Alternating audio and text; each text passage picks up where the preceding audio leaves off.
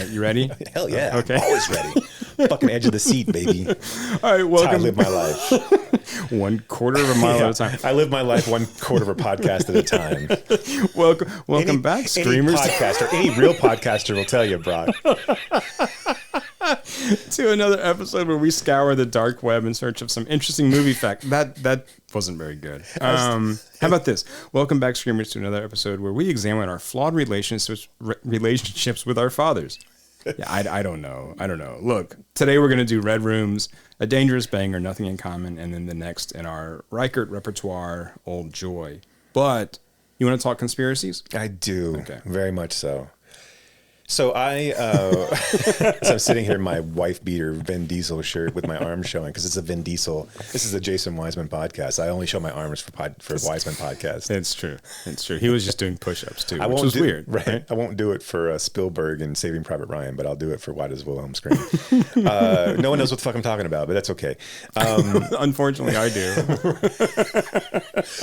Before we jump into JFK, I have to listen to this. That's the craziest shit, though, right? That's like Vin Diesel, one movie in, and this is like pitch black. He has. It's not even like right. Is telling Spielberg that he won't take his shirt, like he won't show off his guns because he only shows off his guns and Vin Diesel. Like that guy had the biggest, and still does, but had the biggest fucking ego from Jump Street I've ever seen. It's crazy how I mean that he didn't get slapped down at all, and maybe it was just because it was the fucking Vin, baby. I don't know, guess. but that's pretty fucking crazy. And like, I mean, he's not going to go down as some great actor either. But he will go down as a star. Thing. Right? I know. And that's the Expendables 6, thing. he'll be in that. I mean, like whenever is he? I don't know. I'm just kidding. Did you see that? I guess like agents or people were telling actors not to be in the Expendables franchise. I thought it was the WGA was saying. Oh, was it the WGA? Okay, yeah. I didn't know. And I'm not sure exactly what happened. It was something with the production company, but I don't know what. It's weird.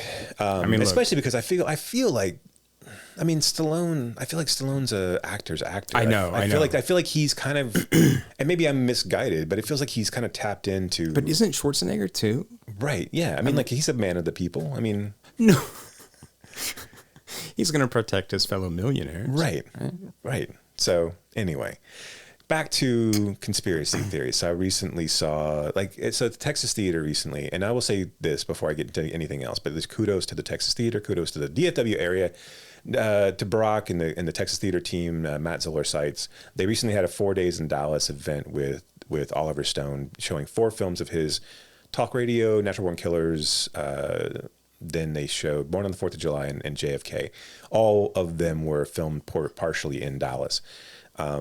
And of course, JFK, obviously, being the theater, and Texas Theater being the theater that Oswald was captured at famously after he shot Kennedy. Supposedly, right? So a great event. I think it's a really, really important event for Dallas Fort Worth film lovers and goers. Even though if they don't really realize it, I mean, I think it's a landmark type of event. And so my hat's off and kudos to those guys to pull it off, because I think that is the type of thing that we should be doing. And I think Texas Theater really is the place that actually can make that happen. So I mean, I think it's cool. Yeah. And it was cool to see Stone, and it was cool to. I chose to see JFK. I couldn't make it out to one on the 4th of July. Was being shown upstairs on 35 millimeter, which is a 165 screen thing. Yeah. So they couldn't. So they had to show it upstairs. So it sold out almost immediately. JFK. Wait, do they not have a projector downstairs? They don't. They used to.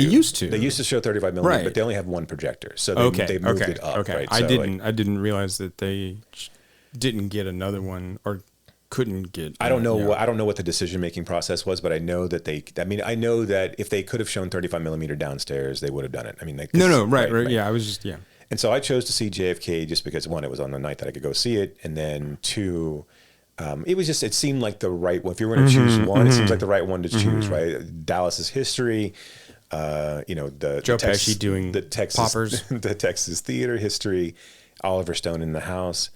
And so it was cool. He showed the director's cut, which is 3 hours and 20 minutes long, which unfortunately really only adds his family drama. I think Sissy Spacek is great in this movie, but it really is Jim, don't do this because we're all getting, death threats, even though that doesn't really come up in this movie. 3 hours and 21 minutes, starts at 7, and then Stone comes on. And so again, all hats off, all kudos. I actually like JFK. I think it's a kind of a banger the banger is a wrong term, but it is a fast moving 3 hours and 21 minutes. No, it is. And it's weirdly kind of like a lean 3 hours too. It is. Yeah. And because it just never relents. And I would say I would avoid the director's cut. I would just go with the theatrical cut. Because there's the trimming, right? I mean, really. Right. And that was like the only fat on it. And I will say this for the Texas Theater, 650 people in a theater, and it doesn't feel like 650 people in a theater. It is the most comfortable I've ever been around 650 people watching it. It's my only complaint about the Texas Theater is the sound, and I know they can't do anything about that. So the way that the sound bounces around, it is a weirdly dizzying experience. Even when I was watching JFK, because there were certain portions where you could really hear the background people speaking. And I kept thinking, holy shit, is someone talking in this movie? And it just felt like then they weren't. No one was being disrespectful. There was just somebody in the background, in the restaurant when Garrison's with his people. Yeah. And would you like a shrimp salad, sir? It's fucking weird. That he actually be able to pull that out of the film, the way that the sound is configured. That room is acoustically strange and just not conducive to, especially I think today's sound. Right. Yeah. When you're trying to do the Dolby and everything else that it does now, that's just, and they've tried. I mean, you can see the treatment around there too, and it just doesn't help.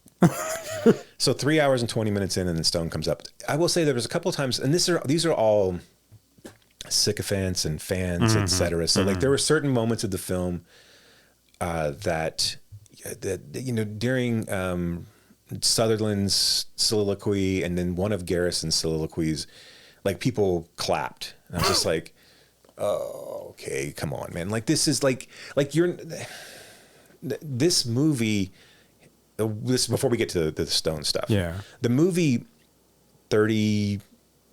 however many years later, 33 years later, definitely hits differently now. Because, and one of the things I was almost laughing in the film, because the film is the worst of conspiracy theory, just bullocks, right? It throws everything at the wall. It doesn't give you any sort of coherent, it doesn't give you any coherent through line to say this is what we believe actually happened. Here's all the evidence. We're just going to give it all to you, and we're going to tell you that something untoward happened, or at least you're not getting the real story. And then whatever it is, whatever the real story is, that's for you to decide. But there's moments in this film, and I think one of the detractions of this, especially after we've gotten also 33 years of things like Law and Order SVU, and also seen, and I'll get to this back in a minute, but also seen all of the results. And I know that Art Bell has existed for a really long time, and there's always been wackos that have kind of bubbled to the top, that have been able to say, what you're seeing is not really real, and there's secrets out there, folks, and they're hiding them from you. That shit's existed since the beginning of time. I'm sure that in old Rome, that there were still conspiracy theorists out there. but there's stuff that comes up in this, when Laurie Metcalf, who's great in this as well, and this movie has fucking everybody in it. I would imagine that if you weren't in JFK, you called your agent and was like, what the fuck? Seriously, man, you couldn't get me a fucking bit Everybody's in this thing. Right. So Laurie Metcalf's in it, and when she's talking about the photo that appeared on the cover of Time magazine of Oswald holding the rifle, which is one of the things that kind of convinced people in the public's mind that was Oswald. She says these legitimate words. She's like, if you look at the shadow of the gun, it looks like he's standing at 1 o'clock. But if you look at the shadow of the rest of his body, it's late afternoon. That's presented as just straightforward fact. That is, oh my God, late afternoon?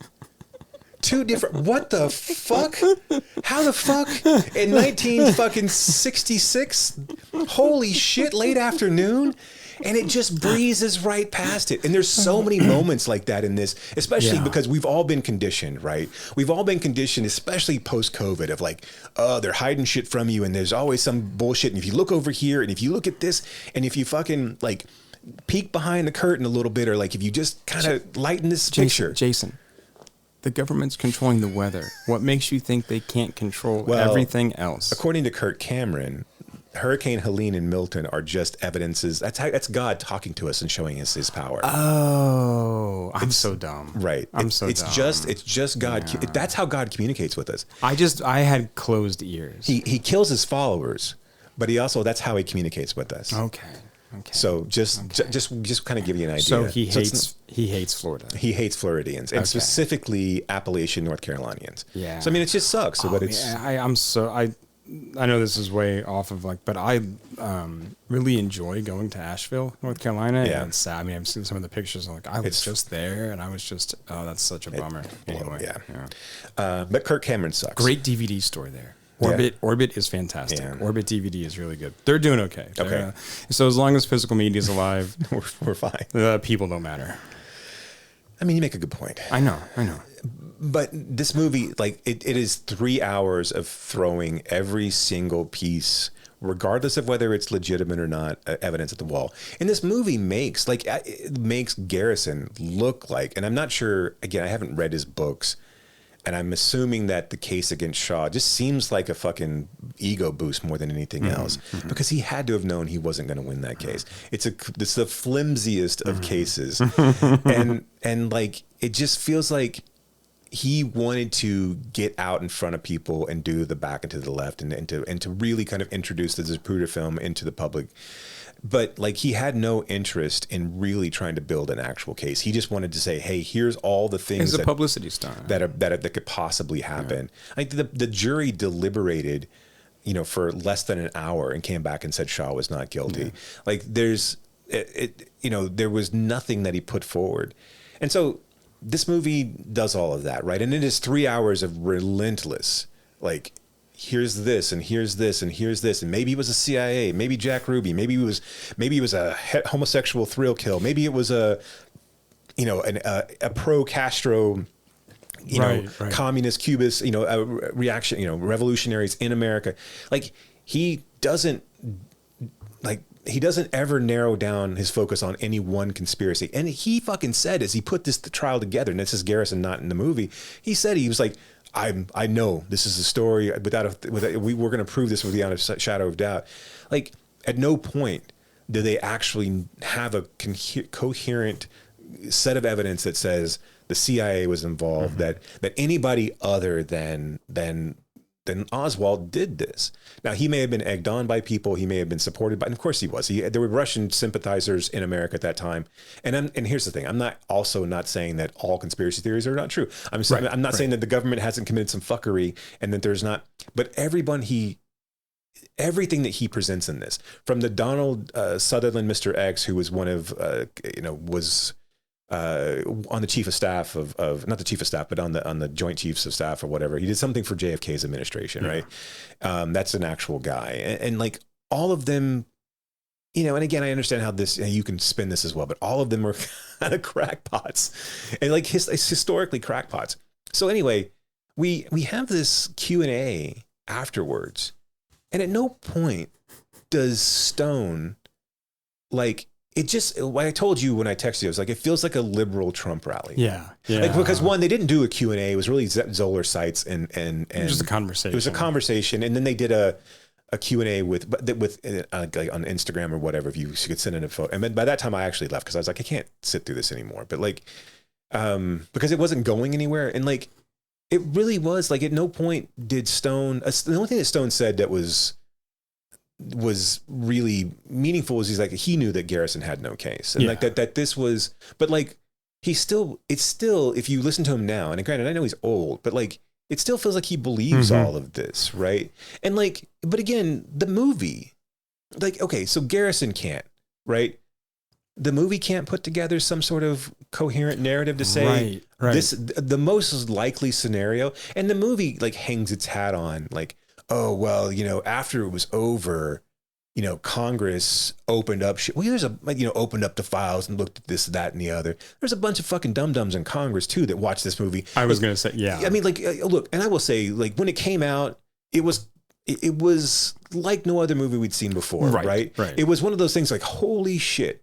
And I appreciate the movie for, hey, not everything is as it seems. Maybe we should question a little bit more, but this is not that. No. But that's what this movie should have done, was at the end of the day said, hey, we don't know what happened. And the most likely scenario is probably that a very fucking disillusioned Russian sympathizer killed Kennedy on his own. This idea that he couldn't have pulled off the shots is bullshit. All of the things that are coincidences, like the eyewitness testimony that I saw shooters of smoke over here, or I saw flashes over here. That's just people in a fucking chaotic environment and don't know what the fuck they saw. Right. And this eyewitnesses are not reliable, right? And this idea of like, well, they only shoot him going down the straight road, on the curve because they wanted to get him in a turkey shoot between the grassy knoll, and like, no, man, he probably just fucked up. Like, that's probably the window that he had access to open up. Right. Like they never present any sort of counter evidence or argument that it actually was Oswald. They just throw shadow and doubt on the Warren Commission, which at that point, like, this is a nation in mourning. Yeah. Should we have done more? Should there have been more finger pointing? At this point, we're halfway past the Bay of Pigs. And also this is a country that desperately wants to go into Vietnam and start another fucking war anyway. Right. So why the fuck would why would they turn, look, and again, I'm not saying that that's right. And clearly it wasn't, but why would a U.S. government put together a report that said, well, yeah, I mean, probably the FBI and the CIA were involved because Kennedy didn't want to send Vietnam. Right. I mean, so none of that, like, he doesn't ever present. And this is my, obviously I'm not going to sit here and this is my problem with the fucking conspiracy theories anyway. They don't ever have a reason really why. There's a whole bunch of different reasons. But this, I guess I was just disappointed in the fact that Stone wasn't like more cognizant of like, you know what? I mean, like, I don't know if Oswald acted alone. I think there's a lot of, if he had just said there's a lot of different evidence out there, and there's a lot of different coincidences, not even evidence, but just coincidences and things we never answered. And like, there was a lot of botched things, and we should have looked deeper into the assassination of a beloved president who was probably going to win a second, second term in office, and could have changed the course of U.S. history. We should have looked at that differently. But this movie is entertainment. Don't buy into it, because I do think, and like, I know this question wasn't going to be asked, but hey, what responsibility do you take right now for fostering the next generation of QAnon? And I mean, I'm serious. Right. Because here's the thing. Guess who's not in, like, and I didn't know this until I looked it up. I didn't know Alex Jones I'm older than Alex Jones. Yeah. I thought he was much older, not like much older, but older than me, because I just remember seeing him on public access television. I didn't know he was basically my age when he was doing that. Yeah. I mean, like, and I'm not saying that JFK and Oliver Stone created Alex Jones. Alex Jones probably would have been Alex Jones. And I mean, Alex Jones is a fucking carnival barker anyway. It's all fucking bullshit. Right. But like, this generation of people who are so willing to follow a very, very thin thread as opposed to the mountains of evidence that nothing is going on. Like, and even in JFK, they mentioned like this would have taken a monumental effort across the board. And like, to keep this secret, it's like, you can't keep a secret between two people in a room, let alone multiple organizations and things like this. And like, how many dozens or hundreds of people? Right. And to Stone's credit, and he's such a good filmmaker and the way that he positions this film, like, it's so rapid fire and rapid pace that and again, it doesn't ever tell you that it's probably just Oswald. That of course he builds a compelling story here, even though it's all over the place. Yeah, he doesn't give you time to question. Right. Yeah. And so only with 30 years of time and 30 years of like, well, if you look at it this way, it looks like you can kind of see where there's a little line right here where the Photoshop wasn't perfect. It's the same. Yeah. It's the same bullshit, right? Yeah. But I was just like, okay, this isn't like, I don't know. I think I have ultimate respect for who Stone is in the realm of American filmmaking, and I do think he's one of our greats. But man, fuck that guy. But maybe not so much like American intellect, right? Just like, I mean, like, if you truly bought And for a guy who kind of built his career on telling it how it is, right? Yeah. He's the first one who kind of got us past these John Wayne Vietnam films where we're this heroic entity going in to save the Asians. From communism and themselves. Right, and themselves, yes. This great shining beacon that will save the third world countries from themselves. And then he comes back and he tells a story about how we're treating our veterans. And it's like I do think that there's value there, but also then at that point, okay, all right, you give us this. So maybe I guess it all works out in the end and all like evens out in the wash, but fuck, man, that's just like, you can't really, I was flabbergasted to say like, look, I understand. You can say probably with some certainty that shit was fucked up that day. Yeah. And that, but I would say if you point to any major American event, it's probably fucked up. It's probably fucked up, right? I mean, like there's probably the conspiracy theories that could evolve from any of these things. And the amount of times, and this is also the kind of what's fucked is like the amount of times that coincidences have happened, where, how fucking World War I starts. And it's just a matter of being in the right place at the wrong place at the wrong fucking time. Right. And, circling a block, or going down the wrong way down a block or whatever. Right. And you get getting assassinated. The third attempt. Right. Right. Is what gets it done. And so the fact that some, angry, wife beating, violent. Former Marine. Yeah. Former Marine who, and it's like, they would have never given Oswald Russian language. I mean, it's just fuck off. Like, I mean, like all of this is explainable. Like they never would have put mustard on a hot dog. Like, I don't know what the fuck's going on. Who does that? You mean it's all explainable by like reasonable explanations? Right. Yeah. And none of that's ever presented in the film. And here's the thing. I'm not even bashing the film, but I would like a little bit of reason from a guy who made it. And again, we're 33 years later. No one's going to say, oh man, you really just kind of blew smoke up our skirts because you wanted to make a good, entertaining film, and it really wasn't all. No, they're gonna say, "Oh, that's what you want us to think," because really, they got to him too. You told the truth. Oh. Well, there's people like, have you ever seen? And again, this is kind of really going down, but like, if you look at like Jim Brewer and like Roseanne Barr and like these people who have gone down significant rabbit holes, like have you ever heard Jim Brewer talk about like Dave Chappelle and how he thinks Dave Chappelle has been replaced? Oh my God! And he's serious? Yes. Oh, Jesus. I mean, who knows, right? Who knows what's an act and what's not, and who's and then of course all of these guys who go to extreme right wing or conspiracy theorists. It's not even right wing. It's not conservative. It's just fucking batshit. Yeah, yeah. It's because so like all these guys who are like that would punch Fauci in the face if they ever were to see him, and like, but this idea of like there's some sort of cabal of scary Jewish people that have taken Dave out, and like he's too scared to talk now. Like, and they showed him like this idea that the lizard people have removed their masks and shown him that, hey, you better shut the fuck up and get in line. At some point, somebody legitimate and believable would have spoken. Right. It's just, it's like how... Someone's listening right now going, you guys don't get it. You guys don't fucking get it. They got to you too, man. You guys are just pawns. Just brainwashed.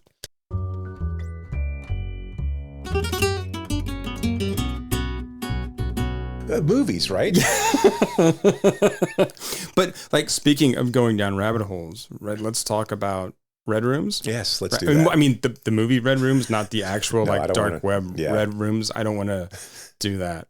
Dévoiler les troublantes vidéos saisies par le FBI. Les preuves clés qui ont mené à l'arrestation de Ludovic Chevalier. Ce qu'on va tenter d'établir ici, c'est que Ludovic Chevalier est l'auteur de ces meurtres, qu'il a filmé pour un auditoire privé, prêt à payer pour voir ça en direct, dans ce qu'on appelle des Red Rooms.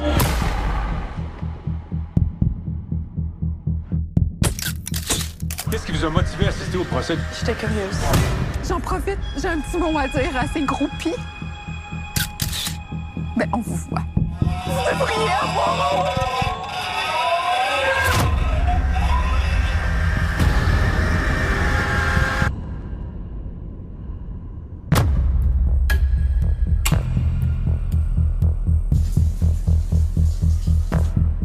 Mais toi, t'es-tu genre une mannequin full célèbre ou genre une joueuse de poker full riche?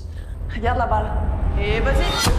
Je tiens donc à m'excuser pour ce que je vais vous infliger. Je demande à tous ceux et celles qui ne sont pas concernés de bien vouloir quitter la salle d'audience sur le champ.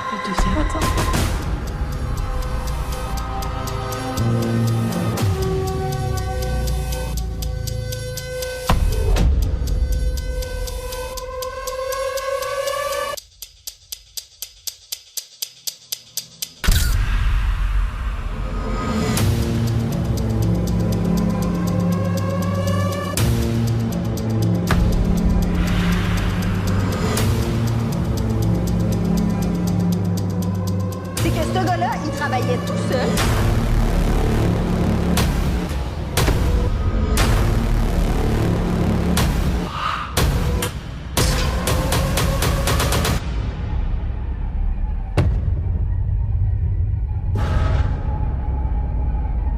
So a model becomes obsessed with a high-profile murder trial.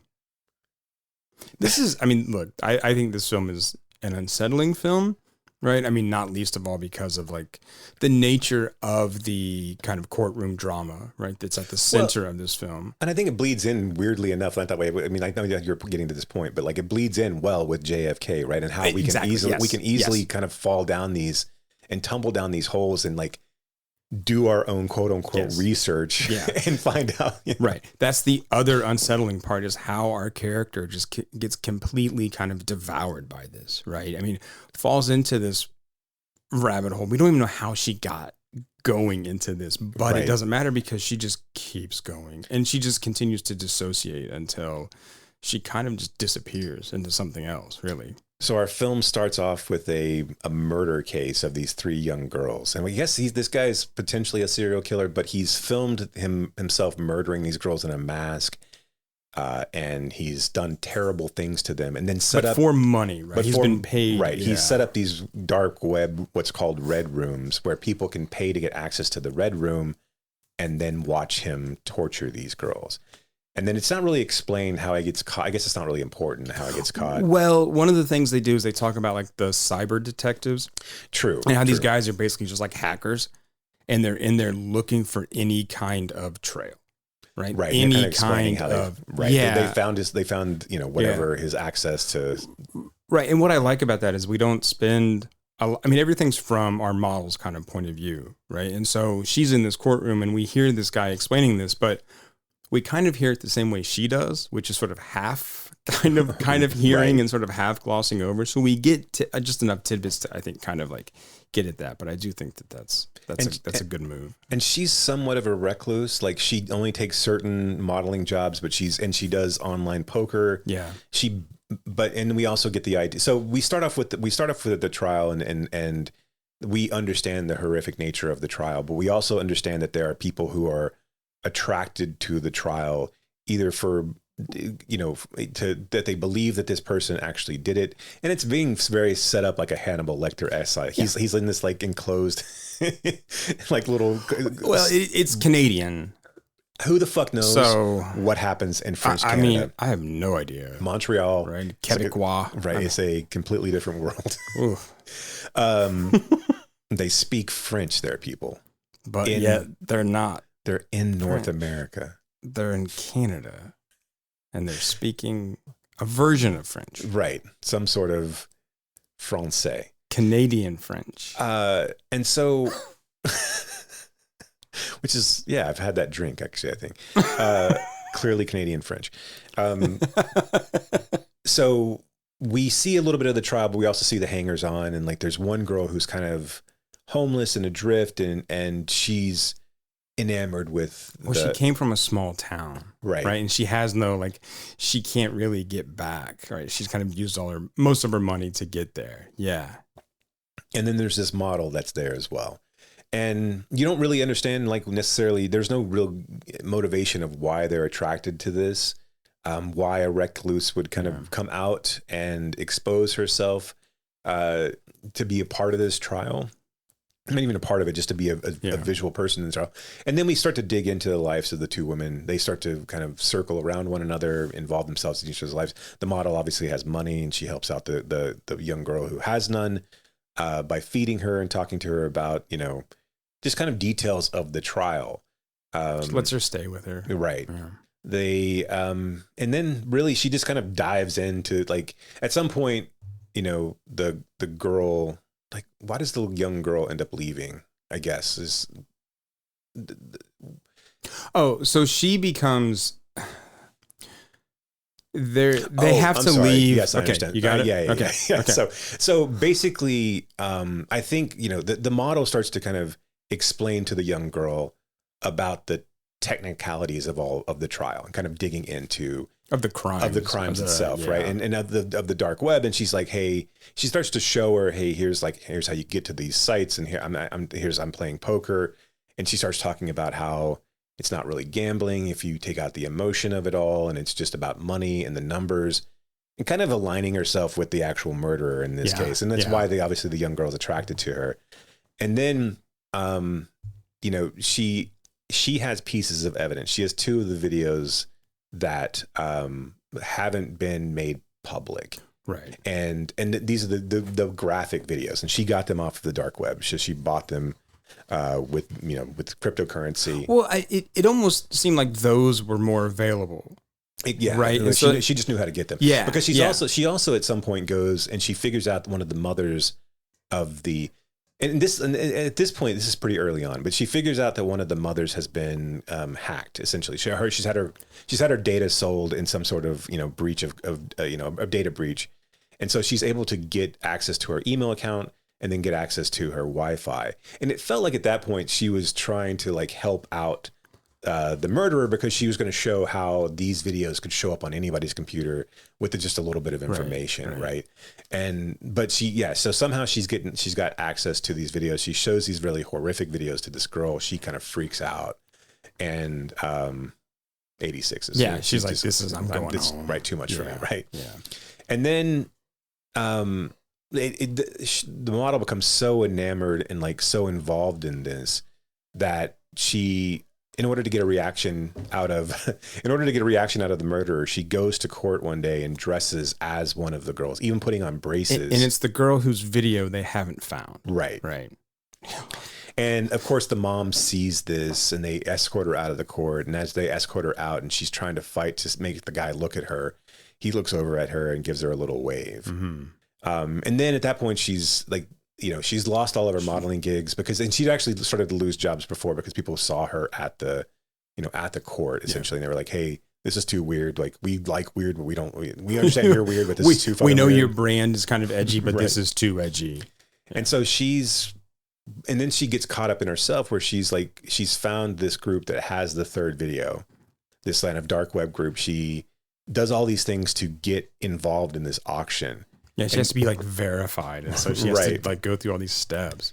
And then she starts to play online poker to win enough money to, in order to bid on this third video, and so this is kind of the tension building moment of the movie, where she's losing hands and folding hands, and then she bluffs a hand in order to win, like, to get her bank roll up to, like, 20, almost 21 crypto, whatever the Bitcoin. It's Bitcoin, yeah. And ends up being like, she ends up bidding 21 something Bitcoins to get this video. Yeah. And then she gets it and watches it.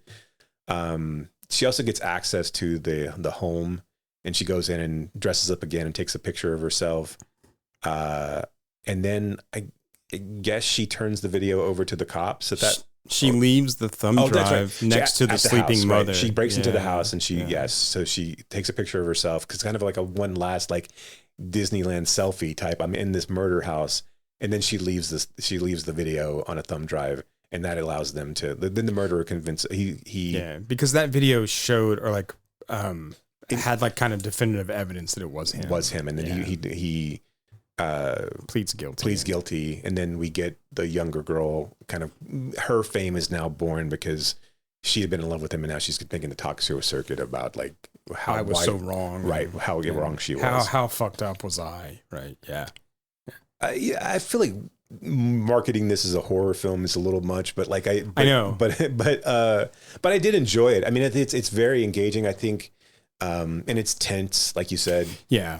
It's not a great movie by any means. No. I probably won't go back to it very much, but I did like it. I mean, just like the nature of snuff films is not something that I'm like, you know what I really want to watch tonight again? 8mm this film, but yeah, right. Yeah, snuff films. No, I don't think so. I mean, I agree with all that, but I do think that the director has some interesting tricks up his sleeve. Mm-hmm. I think that the camera work in this film does a lot to sort of build that tension and that kind of paranoia and that voyeurism that is embodied by our main actress, right? This kind of not being able to look away from this gruesome act, right? Even if we don't really know why she's there, right? We have no idea whether she has an attachment to this guy or she has a morbid fascination with these things or she wants to help. It's like you have no idea. Right. And she's seemingly desperate for human connection, even though she's seemingly aloof with it all as well. Like she's really cold and robotic. She is. But then when the young girl comes in and she sees kind of, a trainee and some side, she buys her a racquetball racket and tries to teach her racquetball. Right? I mean, which was funny. She buys her clothes, obviously. Yeah. And then when the girl leaves, she tries to give the racquetball racket back, and she's like, "No, it's yours. You can keep it." Yeah, and you can tell she's hurt that she's leaving. Right. I mean, she finds this kind of kindred spirit, but isn't that kindred? I guess. And this idea of like left to our own devices, and and obviously it doesn't always have to manifest itself in getting attached to serial killers, but this idea and of snuff like films. Of how we build our own rabbit holes in these cases and kind of and destroy our own lives with this isolation and solitude and obsessiveness. And the same sort of obsessiveness that has allowed her to be successful in modeling and in online poker has kind of led her to this downfall as well. Yeah. I mean, I think too, this is in some ways, I mean, a kind of commentary on our modern obsession with true crime too. Absolutely. Yeah. I mean, whether it's podcasts, not this podcast, clearly. No true crime here. We're just killing it with takes. I don't know. Sorry. I'm just, that was terrible. I should cut that out, but I won't. Right. But no, whether it's like these, Netflix series or other streaming series that I mean, what's the one that's on Max right now? Cabin in the Woods, and it's all about like these like actual crimes that happened in these different places, and I mean, kind of billed as like a horror series, but it's true. But it's documentary style. So the Mendez Brothers is on Netflix right now. I haven't seen that. I'm not going to watch that. No, I mean, I don't really care to watch these things, but they're what sells right now too. Right. But I'll be honest. I mean, like like when Serial was hot. Yeah. Like I fucking devoured the first season of Serial. Yeah. Like, I mean, and just because it was such a thing where like, it just, I don't know, when it's done well. Sure. It just invites you into that, maybe you can be the detective, right? Maybe you can find, there's no way that Adnan was able to get from the Best Buy to kill. What's her name? Haley Min or? No, the host. Sarah Koenig. Sarah Koenig, yes. Hi, I'm Sarah Koenig. Right. Which, then eventually led to Only Murders in the Building, which is a great show. So I'll give it that. Okay. So I haven't watched that. It's a lot of fun, but it's Martin and. I don't watch TV. It's Martin and Martin. Right. I only watch TV on my computer. Yeah. Which is just my iPhone. Which doesn't count. Just my iPhone. Actually then it's TV. Not TV. Right. It's HBO. I watched. Is it TV or is it HBO? But I do think this film is worth watching, and I do understand why it has been garnering some buzz. Yeah. I mean, at least critically and stuff. So. Yeah, it definitely has a visual style and flair, and I have not. I looked at the filmography, and I mean, obviously, I wasn't familiar. I mean, it's a French Canadian director, so like, what the fuck? He hasn't done a ton, though. Right? I mean, I think he's fairly young too, isn't he? French Canadian. No, that's ridiculous. Right. And why does that even exist? Right. One, why does that thing exist? And two, why are they allowed to do things? Just speak English. I mean, like, look. If Doug and Bob McKenzie can speak English, so can you. Grab a Molson and good one. No, but yeah, he hasn't done a ton. He's done some shorts. He's got like maybe three narrative features. They're all relatively highly ranked on IMDb. So I mean, I'll probably check something else out. But I'll be interested to see if this like leads into anything else for this director because he wrote it. Yeah, I bet it will. And I think that our main actress is fantastic as well. Her name is Juliette. French Canadian last name. Yeah, she plays Kellyanne, but I think she's really good. Yeah, she's got a very cool look too. Like it's just I do. It's like I said, I told you earlier that I was reading on Reddit where there's like some people were trying to say that there was going to be a twist in this where she was really the killer. Yeah, and I guess they kind of they pseudo hint at it when Guinevere like says, "Hey, you're really tall in heels," and like and she has a way of manipulating her look and stuff. Although I feel like there's no reason to have a twist here. There's no reason to no, not at all. The point of the movie is not that she was really the killer. That's not. Right. Why are we always looking for that? I mean, it's the Shyamalan effect, baby. I feel like we're always looking for that twist. Oh well, what really happened there? It's like no, I think it's clear. I don't think there's anything hidden here, right? I really don't, right? I don't think it was all a dream. I don't know where that came from, right? So, but yeah, go check it out. The girls were dead all along. They were because this was a trial and they were already dead. That's right. Yeah, we found that out like actually right at the beginning. Anytime we watched anything like this, it's like Anatomy of a Fall. I'm like, is the court system really like that in France? I know. And you mean in Canada? Quebec and Montreal? Yeah. Let's go find out. Yeah, we should murder some teenagers in Quebec. Don't say that. Oh, right. That's not what you meant. You meant we should go be obsessed with a serial killer. Correct. That is exactly what that we should lose ourselves and our identities into this other. Here's how I approach things when you offer them up. I'm like, I'm on board. Maybe I'll question it when we're doing it. So, man, if you would like to say, hey, let's go murder 3 teenage girls in Quebec, I'd be like, let's just see where this is going to go. You know what? I'm along for the ride. Like right? Brock's never steered me wrong before. I mean, so maybe he knows something. Well, like this era of Brock hasn't, but right. Oops. I'm telling you, other people wouldn't say the same thing. Okay. Well, let's go ahead and move on to a movie that is very similar to Red Rooms. And that is the Tom Hanks, Jackie Gleason vehicle, Nothing in Common. No phone call. Oh, no. Hi, you've reached David Basner. Leave your name and number. Ready? It's Max Basner, your father. I thought you'd like to know your mother left me today. What? Life's been good to David Basner. Would it be possible afterwards to have a drink? No, it wouldn't. Hey, is my nose bleeding? Huh? I just got tagged. He's managed to become a success. Basner's the new creative director. He's good. And I wear bikini briefs. Without becoming an adult. You're just, Oh, childish, immature, and selfish? That's right, I am. Do you know how much money I make for thinking this way? It is economically unsound to grow up. You're right. But what happens when a guy who never grew up... So, Mom left. Do you see anyone else here? ...has to adopt his parents. Woo! Mom, why don't you put on your shoes and come out of the cage? Put it back. Put it back. Shame on you. I was going to get rich and move into a luxurious mansion, and my parents were going to come visit me once. And they were going to say, oh, what a nice mansion. We love you, David. And I was going to say, I love you too, Mom and Dad. Then they were going to go away and die. I know you hate me, but you have to help me.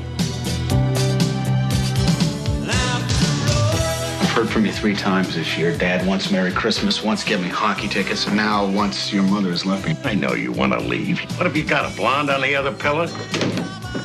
Seduced and abandoned. Look closely, girls. This is what you want to avoid later in life.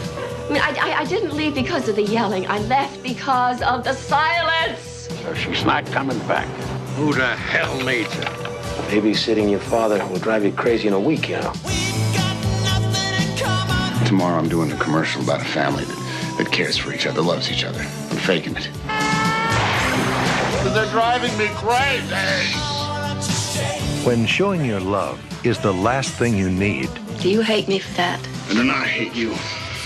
You're my mom. why is it always the first thing you do? You're the last person I thought would ever come through for me. TriStar Pictures presents a Raystar production of a Gary Marshall film. It's a comedy and a drama, just like life.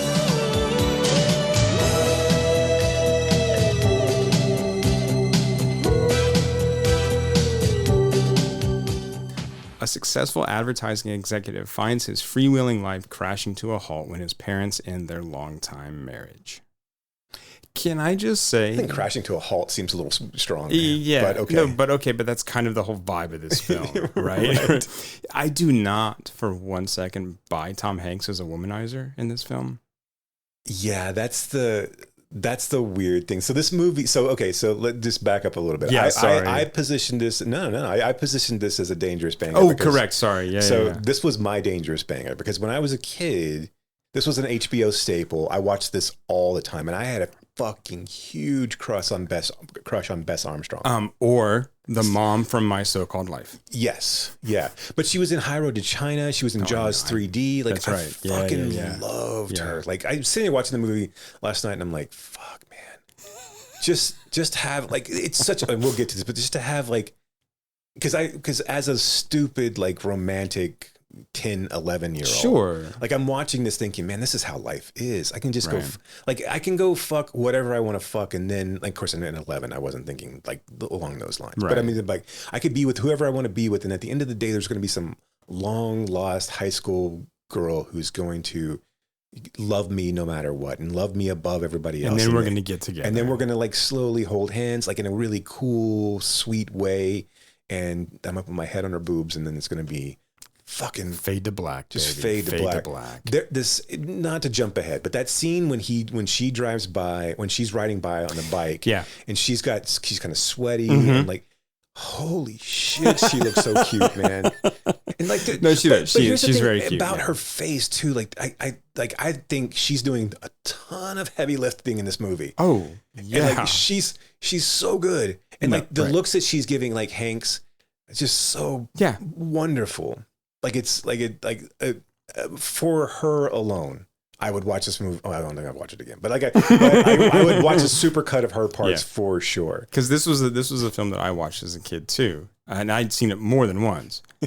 I think this is the last time I'm going to watch it. Yeah, it's not. Look, yeah, just a spoiler alert. Does not bang. So we start the movie off with Hanks fucking a flight attendant. In the 80s, we should have been called a stewardess.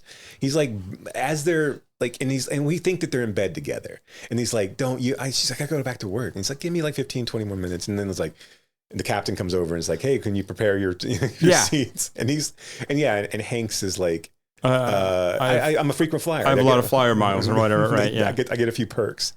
And then we cut to like, he's just this fucking, like, Hanks played that role in every single 80s movie that he was in. Like every single one. Like, and I'm not saying he didn't do it well. I'm just saying that was like, he's the same in fucking Money Pit. Yeah. He is the same in Big is a little bit different because that's when he first starts to like kind of branch. This is 88. He starts to branch off into like his serious side. Yeah. And obviously he's playing something different there. Although I did tell you that, and I wanted to mention, this is if Josh Baskin had never gone back to being a kid. He just yells the entire movie. For the first 20 minutes, it's just screaming at people. All he is just yelling. And is there... Like, why were we so fucking enamored with advertising agencies in the 80s? I don't know. Mr. Mom. Right. What's the not Couch Trip, but the one with Dudley Moore and Daryl Hannah, where he's the fucking Christ. It's not Couch Trips. That was the other, but it's Smart, Crazy People. Oh yeah, right. But there were so many movies where we were just like, and then of course, like, I mean, obviously, Bewitched. And like, isn't Disclosure like an advertisement firm too? Yes. No. Well, maybe. Because I know that's like later, but I feel like it was something similar, but it's like a boutique kind of firm or something. They were doing some sort of like, but they were doing some sort of AI like thing. There was some sort of software, right? So we went from advertising to like tech, Yes, didn't we? But I mean, we did, that's right? Because that's what happened in the 90s. Everything was like the net and all those, virtuosity and a computer specialist. Okay, but it just felt like the advertising agencies were like the creme de la creme of. I think I've said that 3 times on the podcast already. That's okay. Episode. That's okay. But it was it's the pinnacle of your corporate success was to work for an advertising agency. So we get this. Tom Hanks is this like wonderkind of like an advertising. He's on a smaller firm. He's not New York or LA. He's Chicago. He's keeping it real, folks. But he is an up and comer, wants a partnership, and who knows what they do out in LA. Right. New York is New York, and LA, who knows what they do out there. And so he is this. He's just gotten a promotion. He's just taken a vacation to the Caribbean or the Barbados, wherever he was and so he's coming back, and he's got this big. There's a Continental Airlines is a firm that's looking for a new advertising agency, and they've got to be on the, so he wants to be a partner. He's got to bring in new clients essentially. And so they put him on the case to go and say, hey, at least get us a pitch meeting with Continental Airlines. And then of course it turns out that his parents are, a marriage of 36 years are starting to get a divorce. So his mom walks out on his dad, and his dad is Jackie Gleason. This is Jackie Gleason's last film. Directed by Gary Marshall, so it has Hector Elizondo on it. And in it, so he was in all of his films. Gary Marshall's Princess Bride, Princess Diaries, and a ton of different romantic comedies. Pretty Woman. Films like this, essentially. I just feel like this film could have used a good tightening. Oh, you think? So anyway, we don't even find out? No, until like 30 minutes in. Yeah. And this is a 2-hour long movie, or almost 2 hours long. And this is supposed to be about this like divorce, and it's not about that at all. No, because this is like false advertisement, and from an ad man, you would think. Right. Because we spend an inordinate amount of time with Hanks. He doesn't even come around to like liking his parents until like an hour and 20 in. And I still don't understand how he got there. Right. We have so many montages that don't need to be montages. I know. Like, so there's a montage at the beginning of this where is it after they've already met with Continental, or is it even before? And like, he's just like going around in different parts of the office, and like, we're seeing how he behaves with other people. Well, like when he first gets there. Also, he sexually harasses a shit ton of people in that office. Yeah. Like, there's no HR office that works at the agency at all. No. I'm like, you need to just take yourself down to like HR at this point. He goes into a woman's cube and pretends he's having sex with her by throwing clothes around. Thanks for the quickie. And then walks out and says, and she's just like, oh, you. No, it's bonkers. And then the one woman pretending to be the airplane, and like, does anyone want to board? Like, is that what you are? You're an airplane. Oh no, Dan Castellaneta, by the way. Right. No, I don't know. There's like a montage. There's like 3 or 4. There's a lot of great 80s character actors in this too. Yeah. But also like Barry Corbin is great. He's so good. He's awesome. He's so good. But see, this is where I think Hanks is best, when he's playing the dope against Barry Corbin. Oh, right? For sure. That's when he's the golf good. sequence is great. The hunting sequence with the golf sequence where he hits the guy in the shin. He's got like a 2-foot putt, and like, he just drills it across. And Corbin's line about, some people would say that level of honesty is honorable and noble. I don't. I know. I won't. No, I think Corbin has some of the best lines in this film too. Sometimes I eat my entire dinner with my salad fork, and you're just like, cool. I just think it's great. Right? So Hanks goes out to fly out to meet this guy and to pitch his firm, which is where we got the New York is New York and LA is who knows what they are. He meets him at this like posh. Well, first off, he meets his daughter, and of course he doesn't know it's his daughter. He doesn't know it's his daughter, but he is a pussy hound of the highest 80s order, right? That's all he's doing is laying pipe in the 80s. And so like he sees a different time. He sees CeeLo, right. Yeah, right. We barely knew about AIDS at this point. So it was not, it was, so it right, was like, right. It was just, and he's straight. Right. So it's just cocaine and boners the entire time, right? Yeah, until you do too much cocaine and then Also, and then you're done. Also, I don't remember people in the 80s wearing those types of bathing suits, but he's always in sort of like a banana hugger, briefs. yeah, like it's, I know, it's weird. No shorts whatsoever. He's just wearing like the tightest of he's in the Olympics essentially. Yeah. Yeah. And good body for Hanks at that point. Like, it's right. Sure. Yeah. So he sees Celia Ward. She's on the phone, and he's like chatting her up. And of course, she's his professional equal. So now we've got this little tete-a-tete between two, like, between two sexually voracious people that are gonna, this is gonna be delicious, right? We're gonna get to the heart of who these people are. And so he doesn't know. She says, "Hey, we're not gonna fuck," and so he goes off to meet with his dad, or with her dad. And so he's like, "Hey, I'm glad you were gonna meet with me. I hear this place has a great lobster bisque." And he's like, "We're not eating." Yeah. And he's like, "We're not eating." It's like, "I eat alone." Yeah. and like, all right, fine. So he's like, ordered, and he's like, "We're just having drinks." And the waiter comes by, and Hank says, "We're having drinks." He's like, "I'll have a white wine spritzer." And he said, "I said we're having drinks." It's like Stoli on the rocks. So good. Right. So then, like, and so we haven't met Bess Armstrong at this point either, or maybe we've seen her like in passing, or we have heard her name, right? Because someone's like, "Oh, hey, Donna Martin called," or whatever her name right, is, which is also also throws me off because of the 90210 reference. I know, right. But I think that's all we know so far. Right, and so I guess he goes out to see her when he comes back because he tells her he got the promotion. That's before. Is that before? So he goes and sees her. I think, is it after he finds out that his parents are splitting up? Because she's like teaching an acting class.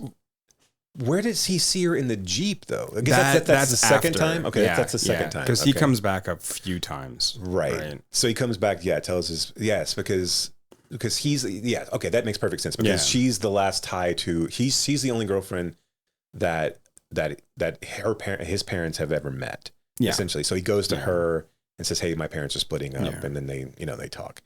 And she's teaching experimental theater at the University of Chicago, or wherever the fuck that is, right? That would make sense, though. I mean, like, right. Yeah, that's where Elaine May was, right? So maybe she's and Mike she is Nichols. Elaine May. Whoa, right? Whoa. Experimental theater would have been right up, and teaching kids how to be amoebas. Yeah, right. That feels like something. I think Elaine would have done that, but like just to fuck with people. So he goes and pitches this, and of course, him and Celia Ward like come together and say, "Hey, we're gonna bang it out." And and then there's this whole series of him having to jump through hoops to pitch this thing, and so he goes to Barry Corbin's ranch, and they're duck hunting, and they're like, and he's like playing a song on the duck call, and then. This is funny too. This all their interactions. This is why this kind of movie. There's a few like. We said it doesn't bang, but there's a few moments in there that are really fucking good. Right. But it's like when Hanks is doing that thing. Right. That's when it's good. He's so they're in a duck blind together, and they obviously they're sitting on the edge of a lake here, and then Barry Corbin's like, "My daughter likes you. She says you're a great lay," and he shoots a fucking gun off into the lake. Yeah. He's like, that's a strange conversation for. For a daughter and father. And he's like, "Well, I raised her to be a man." He's like, "Yeah, so did my dad, but I didn't tell him." It's like, something about, why don't you go ahead and shoot some more fish? Are you going to shoot some more fish? Yeah, you're going to shoot some more fish. And then the weirdest sequence, and I guess like me seeing this as a 10-year-old didn't put this together, but the weirdest sequence in the movie is a horse mating scene, which all it shows is them like which is so they go and they're like, "Hey, this is how he gets this is how Hanks gets the job. It's because he's read up on some horse breeder, and so like Corbin's like, "Hey, I've got a prize stallion and a mare, and they're gonna go. Why don't you go watch them breed?" And then so they go to the breeding stalls or wherever the horse fuck room, whatever. There's a kid in there with a video camera that they have to usher out. This kid's just videoing a horse. He's just hanging out, right? Celia Ward ushers him out, and then there's this guy who evidently is has to watch them. He has to watch the horses mount each other, and then the interplay between the horses gets Celia Ward is like mirrored, right? Right. Yeah. So there's like eye glances between this is a fucking bonkers scene. There's It's eye glances weird. between the horses, and then there's an eye glance between Cela Ward and Tom Hanks. It's weird. There's a foot stomp between the horses, and there's a foot stomp between the two of them. And then eventually they're like, you know what? We're both randy because we've got horse pheromones all horses. over. Watching live horse Let's porn. go roll under a tree. Let's go roll. When I will say this as a kid, and this may say more about me than I wanted to say, but like I did think that was a really like kind of like erotic, sexy scene when they're like rolling around. not the horse stuff. No, okay, sure, Jason.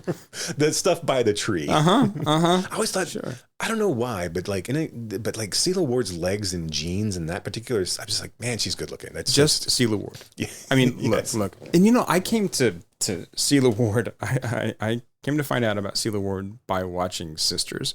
Mm-hmm. Right? Okay. Anyway, You don't watch TV, but sure, I get it. Yeah. This was This is when everyone had to watch TV. when I was how old watching fucking Sisters. Anyway, yeah. And that's why Brock's the feminist that he is today. It might maybe be. It might be. Maybe. Yeah, maybe. So anyway, they fuck, and then Hanks tells Barry Corbin about this breeding guy, and he's like, "You read Tessio? All right, kid, you got a shot." I know. And so then they go through. As he gives him like a bag of ducks, right? And then they go through, and then that's the point where the mom and dad kind of walk. I mean, then it really starts to ramp up, right? Yeah. He's got to take care of both of his parents, and we get it in a montage. Right, right. His mom moves in with an old housekeeper in an upstairs apartment, and he gives her a dog, a puppy, a brand new puppy. An unhouse trained puppy, and like he barely can stomach giving his dad a loaf of bread. Like, and I know his dad's a prick, and I know that's what the whole, but like, man, like.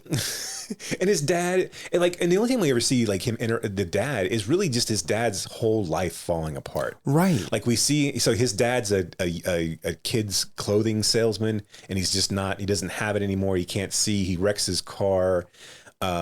Like everyone loves him because he's kind of a schmoozer, but but also everyone kind of knows he's an asshole too. But but this was I think like one of the good parts of this film, right? Was we see Tom Hanks and how he interacts with all the people at his business, and then we see Jackie Gleason and how he is very similarly interacting with all the people around his business. Well, and both of them are womenizers, right? Too. Yes. Right? So supposedly. Right? Still, look, I buy Jackie Gleason as a womanizer. Oh, 100%. Always have. Always have. I just cannot buy Tom Hanks as like.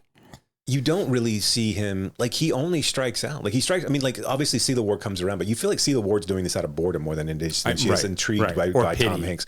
Or that's who she is, and she's just sexually adventurous and probably, has affairs with, it was the 80s, right? You're just going to have affairs with people who are close because she's busy. Or she's like, okay, well, this will be easy, right, and efficient because I have to work with this guy. So right. And then we get back and forth between, and like I said, in multiple montages, a back and forth between how he takes care of his mom, and how he takes care of Jackie Gleason. They come back and they start to put together a pitch meeting, another montage about how they do the pitch meeting, and they come up with this idea to do this like kind of long distance telephone commercial for an airline. Whoever the woman playing the grandma is, so cracks me up. So during the pitch meeting for this, and this is why I forgot about this sequence, and I was like, holy shit, this is why I love this movie. Yeah. It's because that sequence is so fucking funny. Like, because so he's like, but we're not going to film it. We're not going to draw it. We're going to have real people in the room when we pitch it. And so like they have their entire pitch team acted out. Yeah. And so like there's the one woman who was played the airplane is like this is the flight attendant and also the daughter of the mother. So the whole pitch. It's a grandma. It's a grandma going to visit a family. Right. And so the whole idea is like, we fly you from your home to their home. We're your home in the sky. We're your home in the sky, and we take care of you and all this kind of stuff. The pitch was like you're in solid with the business people, but not with families. But the two men in the pitch meeting are then talking. Well, there's three actually. And they're talking like one. I guess that one guy probably could get away with giving a Hispanic. The guy who was doing the Bombay accent absolutely could not do that. No. But when he says something about Caracas, and she's like, "What?" I was like, not like that. What's that? What did you say again? So goddamn good. And it's so like, I implore you to like, if I don't know if it's out on YouTube or whatever, just to watch this movie for that particular just sequence. That scene. Yeah. She is so good in that. Good. Just like, call me Hattie. And then she's playing a guitar too. She's just over there, just like, face never changes.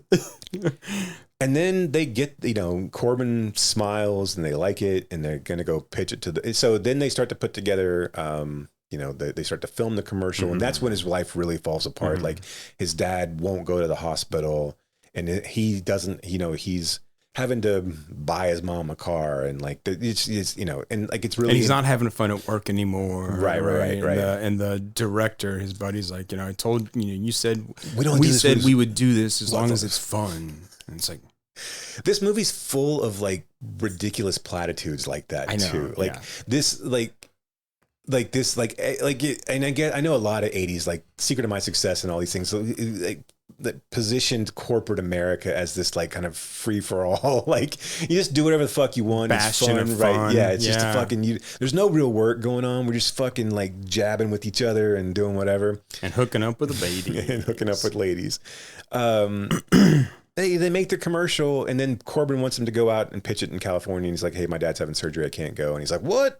Well, okay, wait. I'm going to take a step back here because Tom Hanks finds out that Jackie Gleason, his dad, had been cheating on his mom for like their entire marriage, right? That it was just this like loveless marriage and all this stuff. And right? also she had been in a Catholic school, so it's like she didn't really know how to do sex stuff, and like she didn't know sex, right? She didn't know the sex, so he like went out on and stepped out on her, right? Because she wasn't fun, right? I mean, okay, so he finds that you're supposed to have fun in bed. I think that's the moral of this movie. Is apparently you're supposed to have fun and look, in bed. I agree with that absolutely.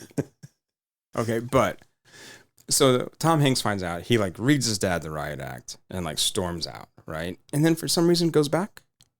Yeah, I mean, he goes back and like apologizes.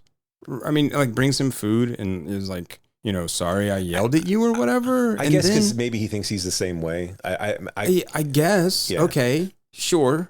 I mean, and then he takes them out. It was a weird thing because like he was accusing him of being a bad dad, and he was like, I did the best I could. I treated you the same way that my dad treated me, kind of thing. Sure.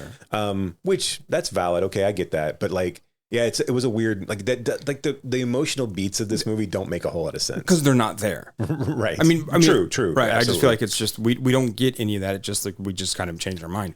So Hanks takes him out to like a jazz club that he likes to go to, and at one point he's dancing, and he loses one of his slippers, and that's when Hanks sees like his diabetic foot. Right. But I'm like, if he's dancing without a slipper, wouldn't we all see his like diabetic foot? Man, maybe but at some point I don't know. But then that's why he has to go have surgery because it takes him to the hospital like right away. Right. Yeah. And then him and his mom, then there's a big kind of reconciliation sort of between his mom and his dad. Not like they get back together, but they kind of have it out. Yeah. Although I thought that was a really weird, like looking back at that scene now, I don't feel like that rings true at all. Like I don't feel like. What part of this movie does ring true? Good point. But and I mean like the parts that are supposed to ring true. Good point. Right? Yeah, absolutely. Yeah. And then so once he doesn't lose his job, his boss is always behind him the entire way. So there's never really any tension with. I mean, like when we know that that's not gonna. Yeah. Right. Because he's already, this is the 80s, and he's a tall white guy. He's going to get a job. Like he's already gotten 2 firms that want him anyway. So and we also, Hector's never going to be the bad guy in any of these movies. He's going to be the straight-laced guy who always befriends the protagonist to help him out of their troubles. And is just wonderful. Right. He's great. Yeah. He has a whole funny through line about trying on different toupees, which is pretty good actually. And then he goes out to Los Angeles and he's like, they got green hair out here. I don't know what the fuck I was even trying to do. I love how this movie does I'm going to use the F word once. If you ever fucking touch me again, I'll kill you or whatever. Right, like that was like, so one time where we still be PG and we could still be edgy a little bit. But yeah, I mean, so like his dad has surgery, loses his toes but can still walk with a cane. They watch baseball games and then another montage montage. Yeah, I know. Right. They do a credits montage Right, of him back at work. Back at work doing the same shit again. But having fun. But going back to being, he's the old David Banner now, man. It's just fun. It's it's cool. It's all good. He has his girl. Bess Armstrong comes back and it's like, I'm no longer with bicycling guy, the other professor of psychiatry. And then she goes and she visits them at the hospitals and they hold hands and they're together now. Because it feels comfortable. Great in jeans too. Yeah. Goodness. Yeah. And sweaters. I don't know what it is about her. I don't know what it is. I can't. It's inexplicable. I just cannot see the mom from My Cell Phone Life. That's who I see. But the closing credits montage is an interesting, literally the credits are rolling when we get another montage of the same shit we saw at the beginning of this movie. So now we know everything is fine. Yeah. And he's with his dad watching baseball games and his dad's like playing cards and still betting on the ponies. And like his dad hasn't had that much of an emotional arc here. Like he's really turned out fine for the 36 years of abuse that he gave his wife. I know. This movie's so lighthearted for a film that has such heavy, should have heavy overtones too. Also, you're right in that this movie should have chosen a lane. Yes, absolutely. So by the time that when Corbin tells him to fuck off and I want him fired, Celia Ward's like, what are you doing? Your dad will be fine. They got good doctors. Like you just come out to California, and he's like, you'll make a great CEO someday. I'm not doing that. Yeah. I'll send somebody else. And then he takes him a while to get back into the job because he's making sure his dad's okay. But we should have either seen way more of the family stuff and way less of the advertising stuff, or way more of the advertising stuff and way less of the family stuff. Right. We probably should have cut out the mom. No offense to, Eva Marie Saint. Right. She's great. Yeah. But her story is the least interesting one here. Well, she doesn't do anything. Right. Right. And that's the thing is it doesn't ever The pay only off. thing that she does, and I think we can give them credit for, is that she goes and says goodbye. Right. I'm not coming back. Right. And she tells Hanks that, sorry, I'm not doing this. You're going to have to do it. I'm leaving. Right. And I think that maybe, I don't like this movie, but an even lesser film would have had her reconcile with Jackie Gleason. Right. So, props to them for that. But I think that's the only thing that she's there to do. Because she doesn't do anything. She has nothing else to do. It's an interesting era for Hanks too, because he's not he's trying to figure out where his movie stardom lies, right? Right. Because he's done the Bosom Buddies, Bachelor Party, Volunteers, that kind of frat boy type role of his, and Splash even to that extent as well, right? And then now he's coming off of Splash into this and starting to get a little bit more serious to see, because he'll do Punchline soon, and there's another one not the Philadelphia Story, but there's something maybe it is Philadelphia Story, because the Philadelphia Experiment's the one. This is the one I'm thinking. This is a sci-fi one. There's another movie where he's like a soldier coming home kind of thing. Oh, because I'm wait, why do you keep saying Philadelphia? Because he was in Philadelphia. He was in Philadelphia, actually. Yes, but that's in the 90s. No, I know. That's I'm just fully him cementing himself. Have you seen he's doing another Zemeckis film called Home with? It looks fucking terrible. I can't. What the fuck are we doing? It looks so fucking horrible. Zemeckis is another. What is Zemeckis? Is just kind of what new shitty technology can I use in this film? It's weird. He's fallen off the map. I don't know if he just got enamored with, the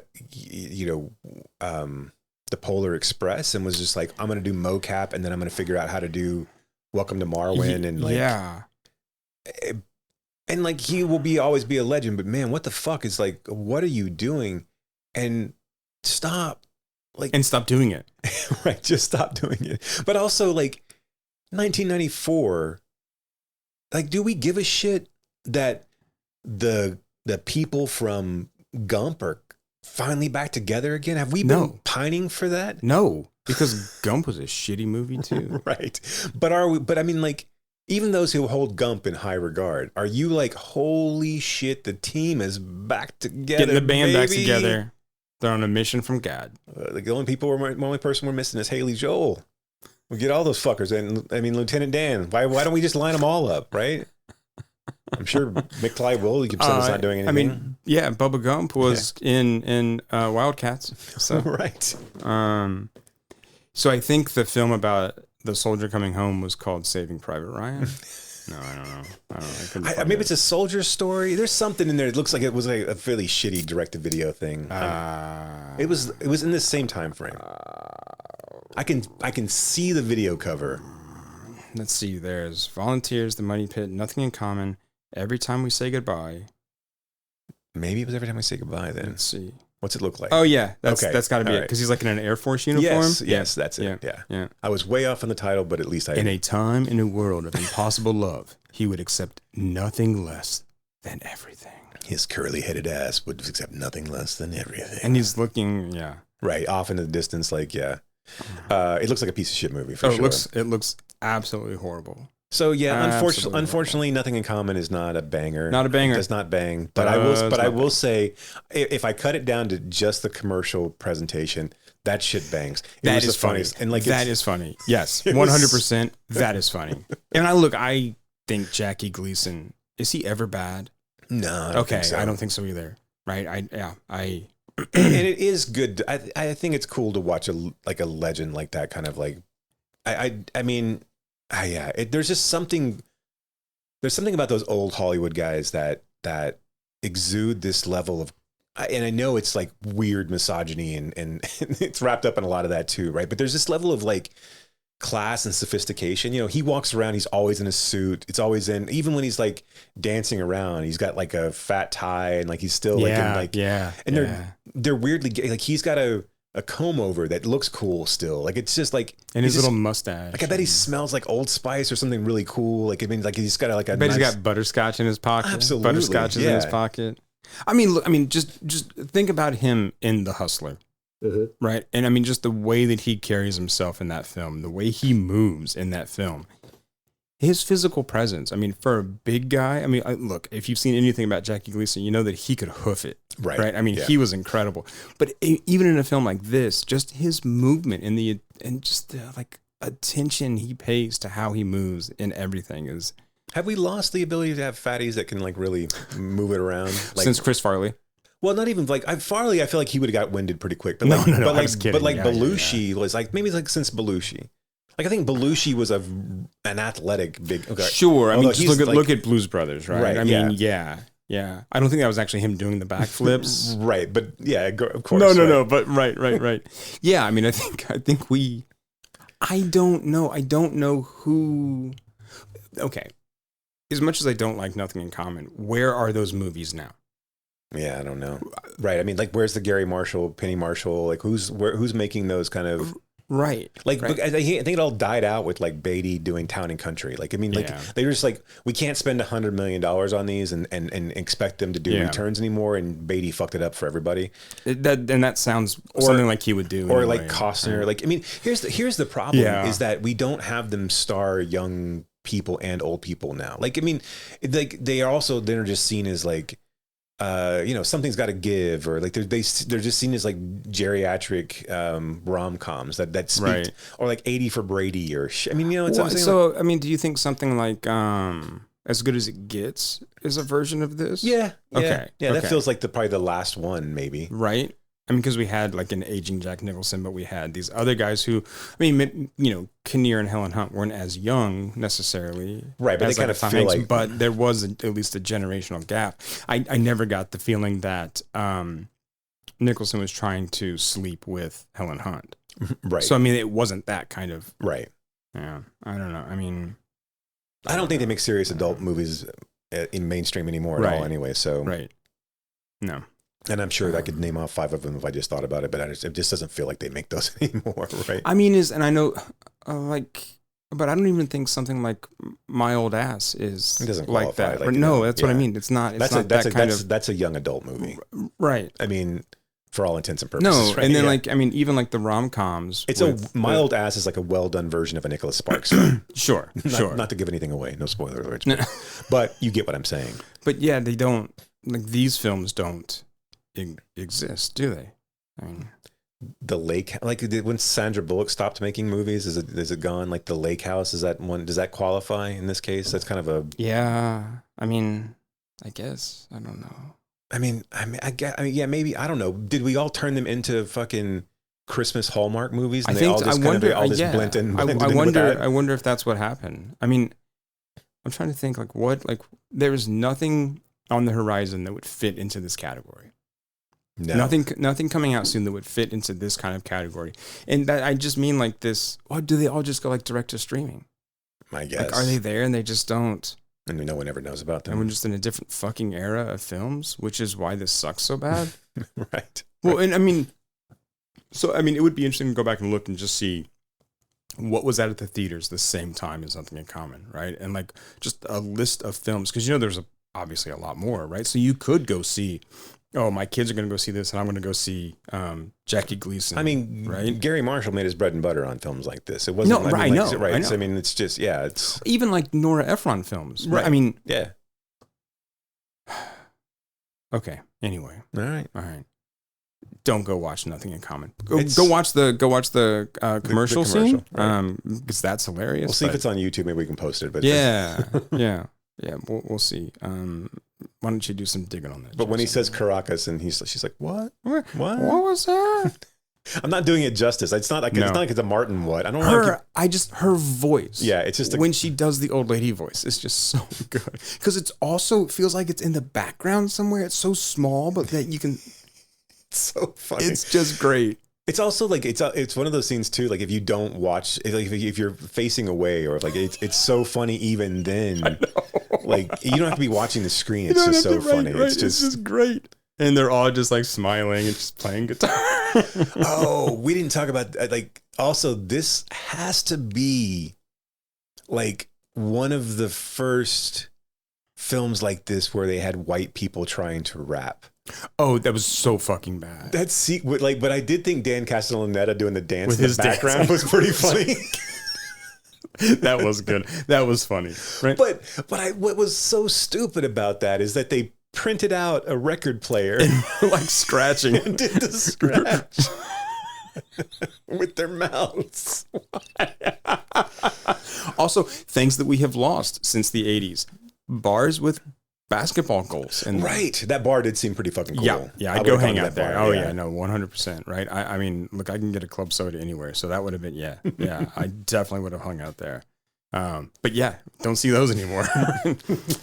We just have axe throwing bars. Yeah. So that's the worst. What the fuck? What? I don't understand these things. I know that I'm like an old crank, right? Who doesn't like to have fun ever. But I don't get it. I don't get it. I don't either. I really don't either. Because it's not like it's not like. I mean, if you go, you can throw different things other than axes, but like it's not really like. I just feel like the appeal is over almost immediately, especially once the first thing bounces back and nearly hits you. Then you're just like, why am I doing this? I think that was on America's Funniest Home Videos. And also, then we make competitions out of everything. Like I don't like. Am I going to get into like an adult axe throwing league so I can, cheat on my wife? I don't know. That's what I mean. That seems like the only reason to do that would be to like. Isn't that why people play pickleball? Yeah, or kickball. Yes, is pickleball the next kickball? I guess. Right. Well, we just got to figure out that we're. I like how pickleball just like sprang out of nothing, and all of a sudden there was this thing called pickleball, and I'm like. And there's like these weird rules. Why? It's weird. Like what hits and what doesn't. Like why doesn't trampoline basketball hit? Like why aren't there trampoline basketball courts everywhere? But I mean, I don't know. I'm sure someone can explain to me the difference between pickleball and tennis. But what I understand is pickleball was more of a old people's sport, right? Like it was to get them engaged. Yeah. Now, of course, we can't ever we got everything to the extreme. Now we got to sell it. Right. And so now, like, you got to buy an $80 pickleball racket because that's a thing you need to do. And like, I mean, whatever. Cool. And now there's legitimate like here's the thing, long term, just longevity speaking. Like, there's a restaurant called Chicken and Pickle, and it has pickleball courts. How, like, do you think that's going to last? You think that phenomenon of people, like, 10 years from now, We've saturated the market with pickleball. Why is everything a fucking gimmick, Jason? Like, why is there always like, hey, here's our new restaurant with a bocce bowling court? It's because we can't. Well, I actually like bocce ball, but we can't get off unless we trick shit up. We can't just like sit there and eat a chicken sandwich. No, that's missionary style. I gotta fucking ratchet it up. Yeah, but look, man, ankles behind the head. Look, I was gonna say, if the chicken's good enough, doesn't matter, man. I gotta fucking put car batteries to my nipples and do the whole goddamn thing. All right, look, everyone's got their kink, and that's fine. Look, I'm not here to disparage your kink. I just sex while skydiving. It's a whole thing. Like I can't enjoy something that my forefathers enjoyed. Okay, yeah. I have to ratchet it up. I gotcha. I have to put like ghost peppers on it, and I have to cry while I'm eating it. I got to consume it through a hole in my. Well, stomach. I mean, I cry during sex too, so it's fine.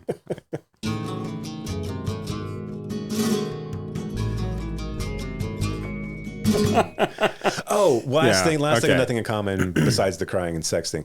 I do also miss movies that have the title of their movie in the theme song. God, the fucking music in this goddamn movie. It is so Christopher Cross, man. It is so yacht rock. It's unbelievable. It's so bad. Everyone has a world of their own.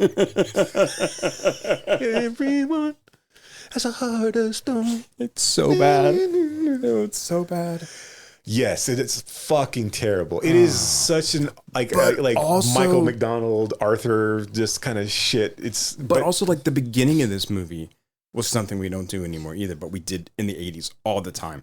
Someone gets in a car and we follow that car through different on the highway in the city parking, and we get all these different shots, right? Somebody turning, right? Also, this is an executive that has a Jeep. And when the Jeep was like a status, like a high status symbol. Like, why can't you get a real car? I know. A goddamn mountain climber to get in this thing. And what is it? I look good in it. I look good in it. Look, I drove a Wrangler. Very impractical car. Very impractical. Very uncomfortable. Right. Anyway. Are we done with nothing? Okay, yes, okay, all right. I think I've covered all the things I want to cover about it. Okay, let's get to another Reichardt film and let's talk about Old Joy.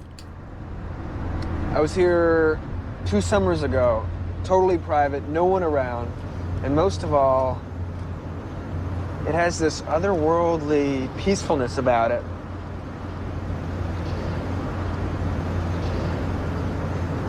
You can really think.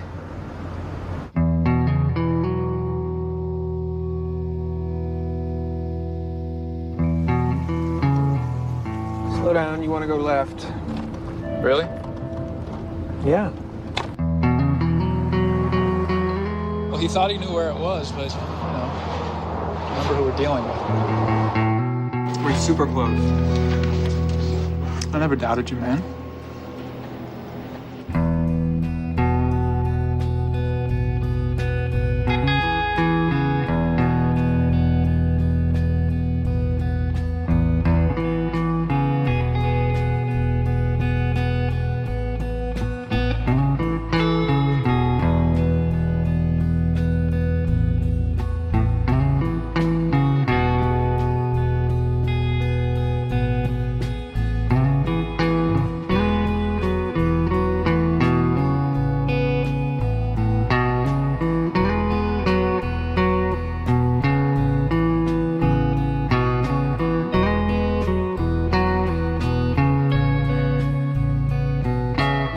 I see all kinds of things out there.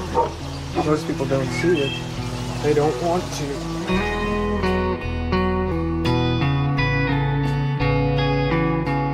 It's like climbing a mountain. Look around, you see trees and rocks and bushes pressing around you, and then you get above the tree line, you see everything you just went through, and it all comes together. You see that it has a shape after all. I'm just being crazy. I know. Don't pay any attention to me, okay? We're fine.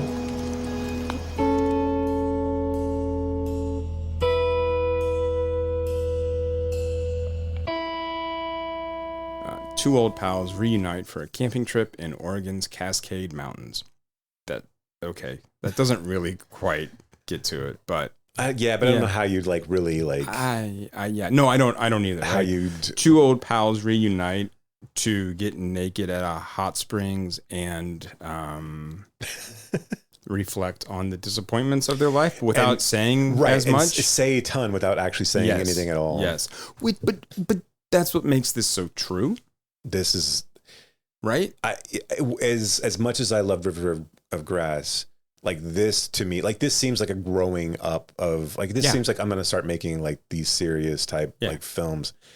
I mean, everything about this rang 100% true. Yeah. Like the just from, and it's just so like the two leads, and obviously it's just a two-hander, but like they're so, everything's understandable. Every silence is wonderful. Every, conversation they have and the conversation they don't have is great. This is such a wistful and like involving film. This felt like, what was the perfect movie that you loved last year? Past Lives. This felt like an extension of Past Lives. I love it so much. I always forget the name. Right.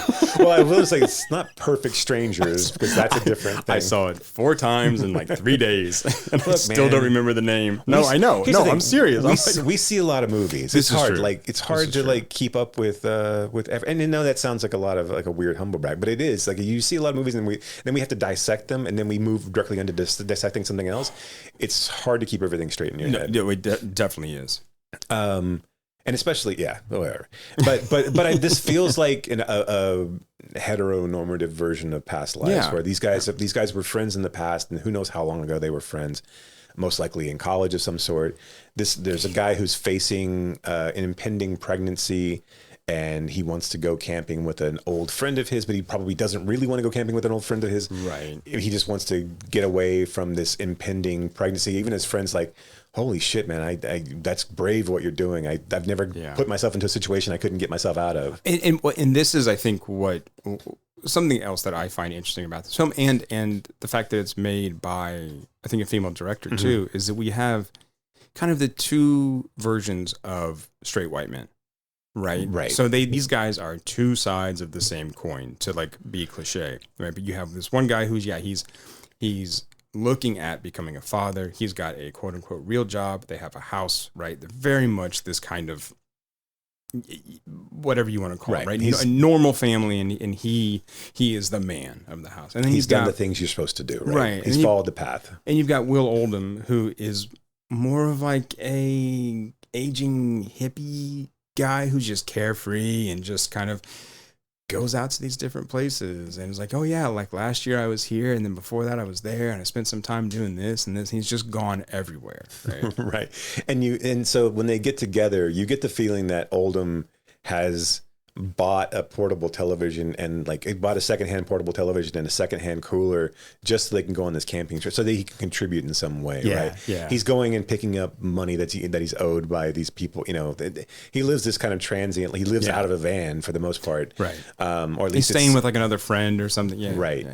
Yeah. Hasn't been in town for a while, right? And I think this is interesting, right? Because and I think it plays a part, like especially in kind of as the film goes, and especially the end, right? But yeah, he's got the van like kitted out, and it's a hard movie to talk about because again, not a lot happens, but it's just like if you're sitting there watching it and like understanding where both of these men are coming from, and the uncomfortableness what they have with each other, and then but also the comfort that they have with one another, and this this.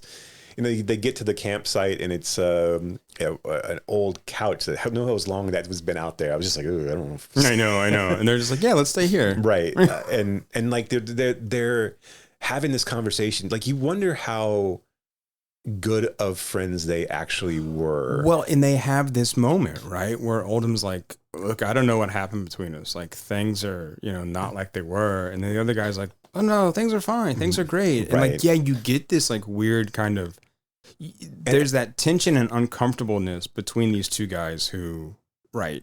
And everyone has that kind of lopsided relationship too, especially as they're as the people pass in and out of your life, of like one person could have potentially attributed something more meaning to, or it could have been just simply meant more to them than it did to you. And especially if you have other things going on in your life that, I feel like,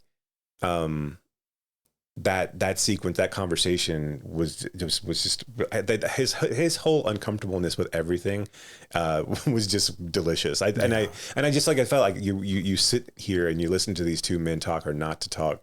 I did also think like when I thought it was a really nice framing device. Not even if it was a framing device, that's the wrong terminology, but I did think a nice like internal, almost internal monologue device where there's politics that's going on in the radio when he's all by himself, right? And all that kind of drowns out. And then when Will of them leaves, again, the politics are back on. He's watching him walk away.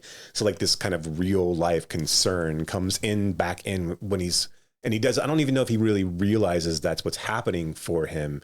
Is that this guy is what this guy represents to him or gives to him is this ability to escape. His ability to turn this off and to just exist in these spaces that he is either forgotten about or is kind of lost a concern for.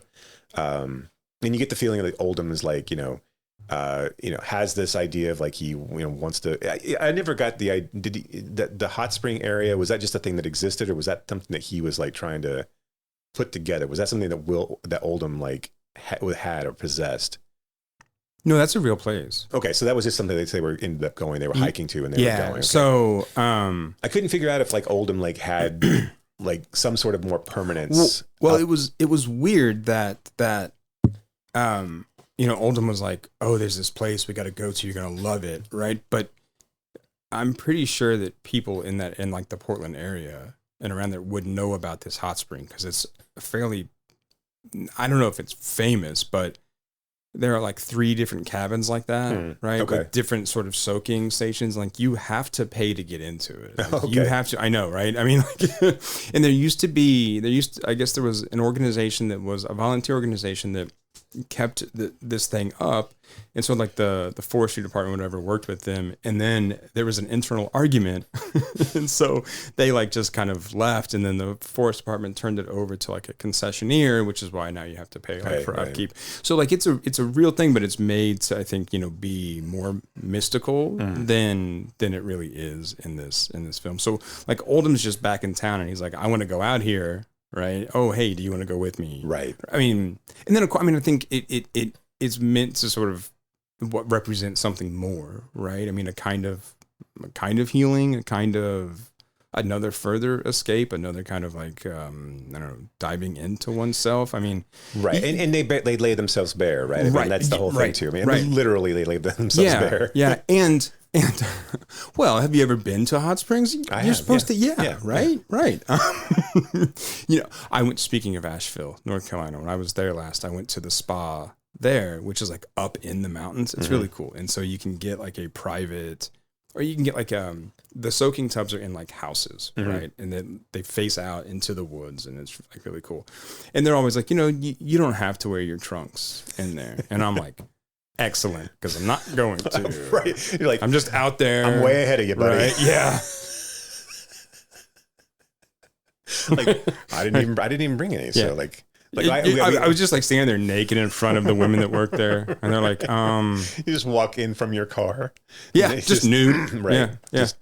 They're like, well, you definitely need to shower first. Or something. But back to the film. I mean, yeah, they do. I mean, they lay themselves bare, literally and metaphorically, and then there's this moment. You're talking about the uncomfortableness between them where Oldham gets out of the tub, puts his shorts back on, but then reaches down to sort of like rub, what's his name? Mark. Rub Mark's shoulders, and he's so reluctant and so fidgety, and he's just like, what's going on? And then until he relaxes, right? And that uncomfortableness kind of goes away. And like you see it right on his face. And I thought that was, again, kind of another nice moment and a nice kind of level of acceptance between them, whatever was between them. Right. Why isn't Oldham in more things? Like he's got just a nice look to him. Like it's such a, it seems like he could be a character. I mean, I know he's got a successful music career, and it's also wildly varied as well. Yeah. Like he's pretty prolific, but why wouldn't you just snatch him up and? Well, he was so good in A Ghost Story, right? Yeah. I mean, that was such a when he's sitting at the fire talking about quarks and string theory, and I mean, I understand this stuff, right? I mean, I do. I understand it. I think, like reminded me of that scene too. Right. The universe is a giant falling teardrops. Like, And I love that that gives you like these glimpses of like why these men would have probably separated. Yeah, like sure. Right. Like there's only so much, like you can't, like he talks about like he goes off to that event with the friend that's like, hey, do you remember this guy? And he's Yogi? Like, yeah, you remember Yogi? And he's like, yeah, that guy owed us money. He like stiffed us on rent. He's like, oh, I don't know about that, man. But like, I forgot about that. But like, we were at this thing. I saw him at this thing, and like we had this great time. And I think he got laid, man. Yeah. So like, I mean, you almost get the feeling that these guys were better like in a group. Yeah. Right. Yeah. Yeah. That like one-on-one, they maybe weren't. Yeah. But that whole conversation about the string theory portion of it, and like him trying to convince himself that it's like, what's funny about, I took some physics classes, but what's funny is I know more than those guys. I know more than them. It's like, you're just like, it's like, yeah, it's like, like the universe is this big giant teardrop and it's just always falling. And like, no, like, hey, have you ever talked to someone who's read Robert Pirsig's Zen and the Art of Motorcycle Maintenance? No. Okay. Yeah. Isn't this kind of, it's that kind of conversation, right? You're like, okay, so you read like one book. Or anybody who's like into metaphysics or like, and says metaphysics. Right. No offense, but just don't talk to us about it. All right. Right. Like there's certain things like Ayn Rand, metaphysics, Christian nationalism. Just leave those topics on the table. Right. Just don't. Yeah. But I don't know why Wilhelm's not in more things, because I always think he. Yeah, like why doesn't he? I mean, he gives good face, right? I mean, he really does. He really does. Yeah. And he's willing to drop trow. So, I mean, you got to figure that's worth something these days, right? Well, which is weird, because I'm willing to do that, but nobody has. And nobody offers to pay nobody me. Calls. Well, maybe now. Maybe now they will. All right, we'll see. Yeah. Or maybe I don't know if it was well known that you're willing to drop trow, but now that you're putting it out there in the world. Do you think that'd be a different kind of red room? The people might have come a calling. Hey, look, man, I'll do anything for $1. No, I'm kidding. I'm just kidding. I really like the end of this film too. Yeah. I mean, I mean, these two men, right? Mark pulls up to his house and he's reluctant to get out of the car, right? I mean, he just kind of sits there and looks at the house, right? And then Will Oldham is walking around this town that he doesn't recognize anymore. Right. I mean, there's this scene earlier where they're talking about a record shop that's no longer around, and he's like, "What? It's gone?" And Mark's like, "Yeah, things have changed." And you just you see this guy kind of start to figure out, like, I should sell my shit on eBay. That's what I should do. That's what I should do. But then he's walking around, right? I mean, the city, and you just see him constantly looking. I mean, listener, I'm like turning my head like I'm looking, and I know you can't see me. But I mean, but just recognizing like I don't know where I am anymore. Right? And so these two guys that don't really belong where they find themselves, but don't know how to get out, don't know how to leave, or don't know if they should leave. Yeah. I mean, and that's where the connection, I think, between like River of Grass and this, like, I mean, hits for me too. Right, right. Yeah. This feels like a quieter Cassavetes type film too. Oh yeah. Like this feels like if husbands had just not spoken every like 2/3 of the dialogue, this would have been kind of the same feeling of like, what do we do with these guys, or what it would? I mean, or if all of husbands were just Cassavetes in the bar with that woman just going, exactly.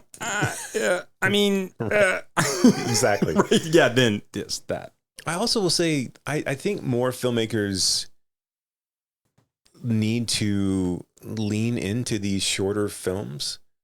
Like I think like you watch the first 3 things that Reichardt's done, and it doesn't equal up to 3. Oh, it does equal up to 3. Barely equals up to 3 hours, right?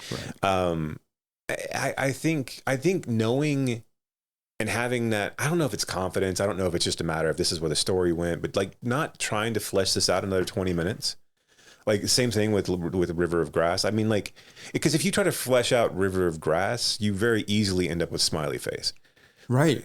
And if you try to flesh this out, you end up with people starting to look at their watch. Yeah. Right. I mean, like this, not that you need to do a gimmick, but this film should almost feel real time. Like it's just, I mean, like this, like if you were just to go with these guys and stay with them for an hour. But I mean, like, yeah, I think this being able to say, hey, I'm going to make an hour and 13 and that's going to be my movie.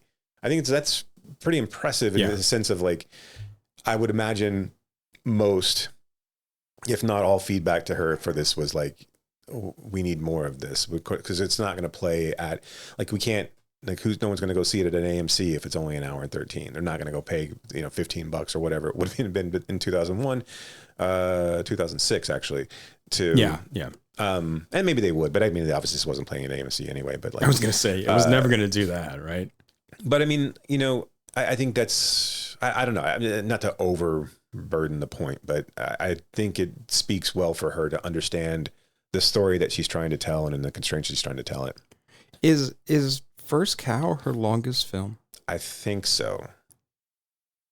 I'm not sure, but I think so. I mean, Showing Up and Certain Women are under 2 hours. I think it is. And that's only like, that's just over 2 hours. Right. I like, I mean, as much as I like long, difficult films, I also like a director who knows how to do minimalism really well. Yeah. And I think this is that, right? I mean, there's so much, right? I think we wrongly equate length with substance, right? And oftentimes that's just not the case. It's just filler, right? It's just filler, or it's show, right? Or it's 4 montages. Right. In here, we coming just directly off of Nothing in Common, right? I mean, like if had a little bit more confidence to it wouldn't need all that. Like, you would have a better grasp. Think if that was an hour and a half long movie, like how more engaged you'd feel with it. Yeah. How the story would have so much more import and like to feel a little bit of urgency. Here, we're just like, I always remembered Jackie Gleason being in that more. It was weird when I started watching it, the other night, and I was like, I thought he was in this a lot more than he is. What did he do right before this? Because that's the reason he did this movie. Oh, it was Smokey and the Bandit 3. Oh, and so like he was like, take this movie because you don't want your last movie to be Smokey and the Bandit 3. Yeah. And good call, I guess. Yeah. But no, didn't Todd Haynes have something to do with Old Joy? Yes, did he help produce it? Produced okay, that's what it was. Produced it, yeah. Yeah, because they were buddies or are buddies, right? And this is written with the guy, and it's from a collection of his short stories, as well as Wendy and Lucy, right? Yeah. Yes. Okay. Yeah. And it's her dog. Yes, I love Lucky. Right, yeah. Lucy. Didn't they call him Lucky? I thought they called him Lucky. No, Lucy. I swear to God. So I heard Lucy at one point too. Because that's her dog's name. Right. Yeah. I swear they called him Lucky at one point though. Too. No. I'm gonna go back and watch that. Okay, fine. And you'll find out. Like, damn it, I was wrong. There's no. I hate it when Brock is right. There's no K in there at all. But yeah, the doggo was great.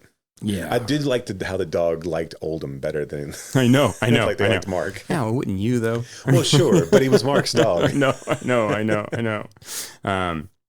Yeah, I mean, this is another one that I mean, it's been, how long has it been since you've seen these films? A good long time, right? Yeah. And I know that I didn't appreciate River of Grass when I first saw it. Like, no, and I don't know why I wait so long to watch them, to be honest, because they're perfect. Not to diminish them, but like they're also like, as much as we talk about how, the easy films and the background films are usually the ones you don't care about are shitty. Like this would have been a perfect background film to have on. Like, just to kind of like while you're doing other things to listen to these guys talk well, because that's all this. I mean, really. Right. It's a conversation piece, right? I mean, yeah. This always felt like when I look back at her filmography, I'm always surprised, and I won't be anymore, but like I was always surprised that there was such a big gap between River of Grass and this. Because I always felt like Old Joy wasn't some sort of resurgence into the market. I just felt like she had been doing shit, and I didn't know what it was, but I just felt like, oh, well, yeah, sure, she'd made a movie every 4 years or whatever. It wasn't like 12 that it took this long to get out. Because Old Joy, when it was presented, really was like, oh shit, this is a good film by a great filmmaker. And okay, but you guys haven't let her make anything for over a decade. Like Okay, well, that's a weird thing for you guys to be saying. And I just remember Old Joy, just everyone like falling over. Yeah, I mean, this was another one that got like huge critical praise. Yeah. And yeah. And I saw this. Did it play at the Wexner in Ohio when I was in Ohio State? I forget, but I remember being able to see this like in the theater and, probably really not appreciating it as much as I should, right, or as I do now. So, yeah. And it was probably more because of Will Oldham too. Yeah, I would have been a big, and I think that's probably how I heard. I would like, probably what drew me to this one as well at the time was because I was a big Oldham, Bonnie Prince Billy fan at the time too. So, because when did what was his other band? Like he has another Palace. Yeah. And then there's another one, the right? Palace Brothers, right? Yes, Is that what it's called? Yeah. What was the record that? When did I See a Darkness come out? When was that? I want to say later, but I'm not sure. No, it came out before. Yeah, it was 99. Oh, okay. But for some reason around that time, wasn't it 99? I don't know. You said it was. I just said yes. I did, but I don't know. Who knows with me? You but said I remember we should kill little girls. I said okay. Fine, I know. Yeah, this is So January 99. But I remember like that one. That wasn't his most recent one, but it was one that was on heavy rotation for me. Yeah. At that time, which was 5 or 6 years later.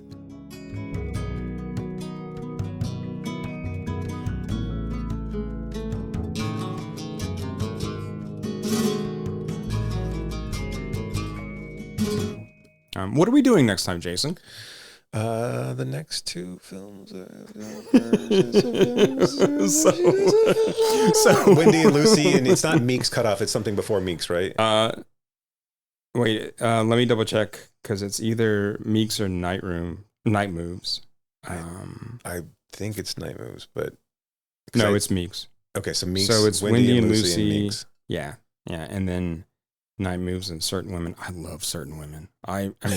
I mean, obviously, right? But no. Just Bess Armstrong for me, my friend. I think that movie is just the fucking tits. Anyway. Oh, that was rude. Because... Sorry. Okay. So, metaphorical tits. Like not tits meaning tits, but tits meaning good. So next time, we'll take a look at Wendy and Lucy and Meeks Cutoff. Well... We'll do some other stuff in there. Yeah. There's other movies find, that are out. we'll find some new things. It's still October. We'll watch some horror films. I actually want to see that It Came From Inside, that Netflix film. Have you seen? Oh, yeah. Okay, so good. maybe we'll talk about that. Yeah. And then you'll probably end up talking about Joker at some point because I'm going to make Brock see Joker too, just so we can. Okay. Yeah, I'll go. And then we're going to sing every song from Joker's 2. Joker's 2. Man, I'll go just I'll go get buckets of popcorn at the Draft House and just hang there. Why didn't they name it Joker's 2? Like we're all like Joker's like TOO. Yeah, TOO. Jokers, TOO. What was I going to say? Oh, I don't know. So I just want to leave everyone with this kind of idea and thought. Apologizing for your tit statement. Yeah, well, I'm sorry about that. I didn't think about that. I am unironically pumped for Den of Thieves 2. Yeah? Absolutely. I need to go back and watch the first one again. You don't. Because then you're just going to be like, this is just a Heat ripoff, and why? Sure, right. But Butler exists in that world for me where he's not ever in great movies. He's just always in like solid fucking... I think he's actually good in Den of Thieves. I mean, like, it almost like seems like the perfect kind of role for him. Name me a great Gerard Butler film. No, I can't. But name me a good one. You can name like a watchable film. Yeah. I don't know. I mean, what do you think about Law Abiding Citizen? Because that one kind of divides me a little bit. I have not seen that for a long, long time. But here's the thing: like, isn't he supposed to be the bad guy? Yeah, but he's not the bad guy. He's the sympathetic bad. That's what I mean. Right. Yeah, like Jamie Foxx is the prick. Exactly. Right? Yes. And so, I guess that's where I fall on that. But do you know how long it's been since I've seen it? You should watch it again. Okay. It's a lot of fun. I'll do that. He's also, you get to see Gerard Butler's naked ass, so that's always good. Yeah. Yeah, I mean, like, he's always just in those, like, fucking, I'm going to punch some shit movies. Yeah. I love like this movie, and like Dennis thinks he's got like these sausage fingers that like are just like these like punchy things, and he's eating donuts from crime scenes. I don't know. You always think he's gonna blow up like Russell Crowe too. Like but he always he's just like a fucking. But even like when he gets bigger, he's just like a big shit. Still looks great, right? Yeah, it's like he just gains abs. Right. How do you do that? How do you like eat more food and gain abs? No, so he's a white Michael Jai White to me. Like, yeah. I think he's a better actor. Oh, of course, but I don't understand like how Michael Jai White, and I know that we've already gone on, but and we can talk about this in another podcast. But I don't know how Michael Jai White never really hit. Like why that guy isn't a bigger star. Have you seen the Netflix film with the Black Dynamite or the Aaron Pierre and Don Johnson? No, but I know which one you're talking about. Okay, because I think that guy is good. He was also in Foe. I don't know. Did you ever see Foe with Saoirse Ronan and I don't think so. Paul Mescal? It's a better idea than it is a movie, but he's in it and he is fantastic. No, I mean it is an interesting idea, but the movie is just it's pronounced pho, by the way. You're right. No, I saw it. Did I see it last year at the Heartland Film Festival? And I mean, I was excited and it was disappointing, but it is, what is the name of this film? It's like Ruby Revenge Ridge or something. Oh, it just came out. Yeah, Rebel Ridge. I've been meaning to watch that actually. Yeah, I think he's really good, and he's this kind of like new action guy, right? Okay. Who's a better actor than Michael J. White, right? Yeah, I could be saying his wrong name. Yeah, no, I don't know. But I mean, he was also in like the Underground Railroad miniseries. Mm-hmm. I think he's good. I don't know how good this movie is, but like he's good. Right. So, but again, like his physical presence. Anyway, my point is he's the better version of Michael J. White. Right. No offense to Spawn out there. We would pronounce your name correctly if we weren't, but we're talking about you, so hopefully it's enough. Right. Also, like we're tired. So, anything else? What? Oh, thank you for just call me Hattie. Call me Hattie. Thank you. You want some tea, Mom? Oh, aren't you? Give her that. I love to talk over too. That like it's just so. Make sure she gets that lemon raspberry. Okay, all right. So until next time, when we're back with more Reichardt and more other things. Thank you all for listening. And keep screaming.